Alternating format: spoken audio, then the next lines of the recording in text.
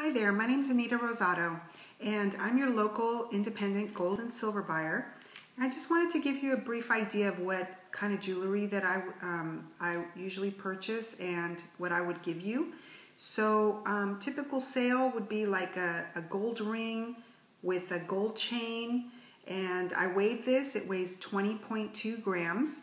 So today's prices on gold, I would give you cash of $430. So that's quite a bit. It helps you pay for a vacation, it helps you pay for bills, or even a mortgage payment. So anyways, that's the idea of what I typically would give you.